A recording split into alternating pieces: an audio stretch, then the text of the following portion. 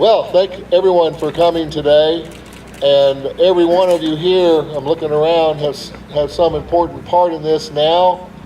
And some of you helped make it come this far. And I'd like to acknowledge Joe Freeman, who's not here today, who's housing compliance person, who did a remarkable job of reprogramming what we call NAHASDA money. And how this happened with this funding is Assistant Chief Redcorn and I were looking across the needs of the nation when we first were elected, and we saw a big need for not only a domestic violence shelter, but for a primary residential treatment that serves women. So we looked at what we would do to make this a reality, and we found $800,000. If you can believe that, we found $800,000 in the Treasury that had been sitting there from federal monies, unspent, unprogrammed, and we needed to use that money. So it was a very simple matter when we sat down with Libby Gray, who, before she had this position, she worked very closely with me at the chief's office, and we turned to Joe Freeman to reprogram this, and it took a long time. It took a couple of years to go through all the federal hoops.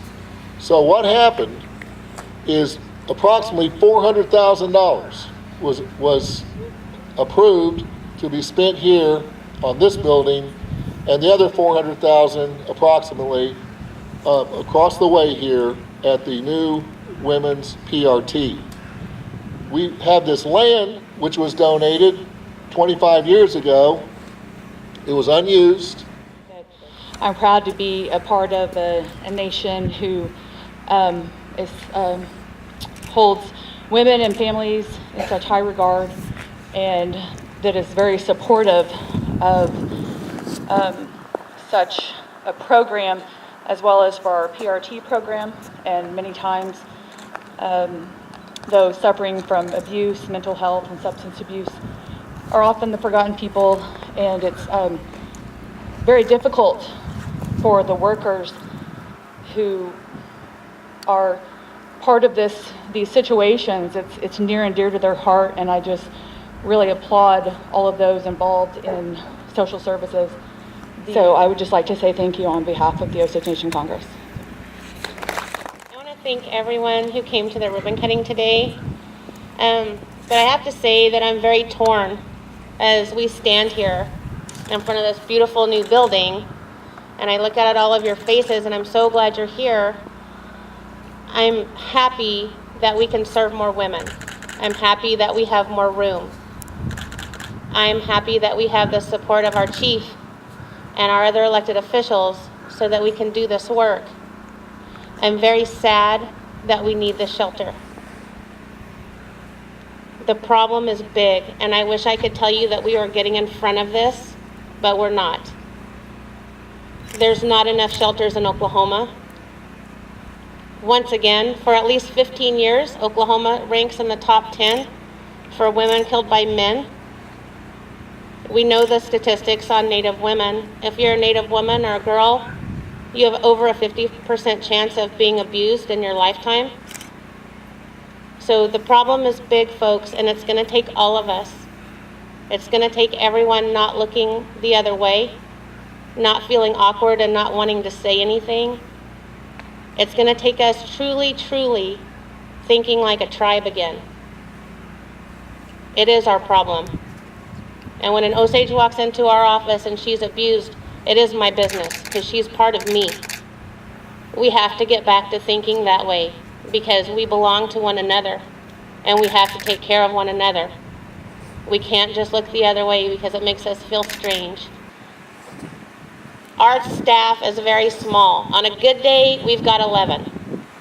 Most of the time, we have about 6 people. Those 6 people served over 500 victims last year. 500 victims.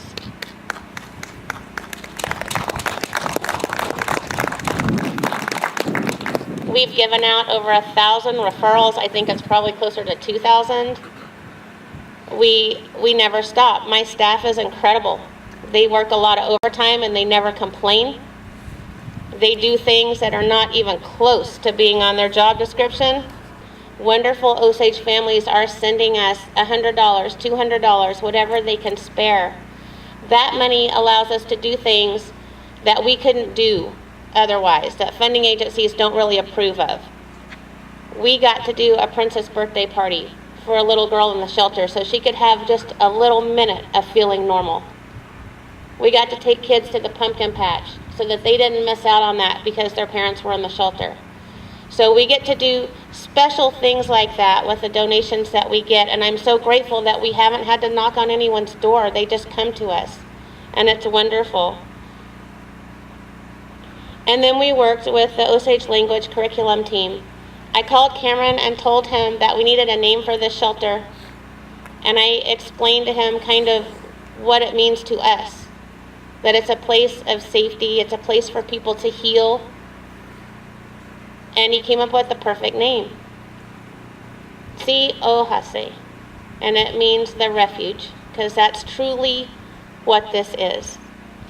So in closing, I would just like to thank Chief for that day. He pulled us all around the table and said, you know, I think we need a bigger shelter.